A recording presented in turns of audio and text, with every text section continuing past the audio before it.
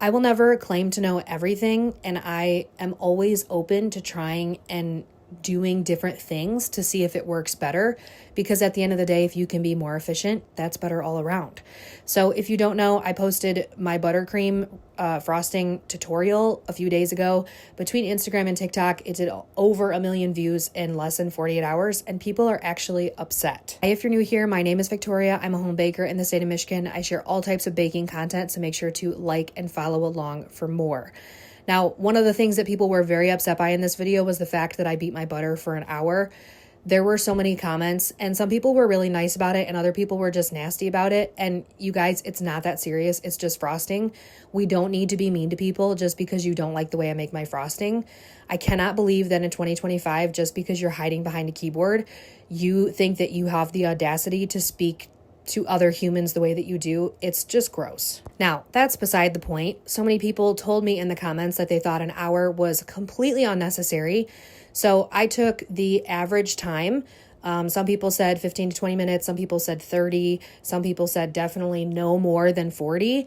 So I'm going to kind of take the middle. I'm going to beat my butter. This is the exact same recipe, by the way. Beat my butter for just 15 minutes. I'm going to scrape down the sides, and then I'm going to add in my ingredients.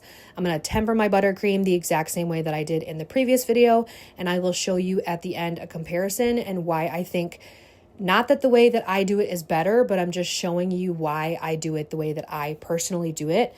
At the end of the day, if you want to make your buttercream frosting recipe any way you want to, you are more than welcome to do that. Now, some people were confused because in my previous video, I was saying that this is the recipe that's given to us by the state to be compliant within cottage food laws.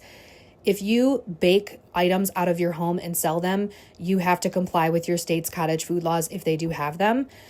The state of Michigan only allows us to sell buttercream frosting, and I attended a training a few months ago where they literally told us there were 2 approved recipes that we could use for the state. Now, these laws do change all the time. I try and stay up to date with them as much as I can, but this training was very recent.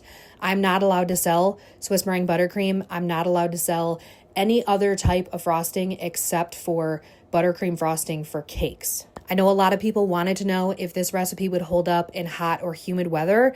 And to be honest with you, I don't know. I don't ever recommend that my clients keep their cakes out in warm weather.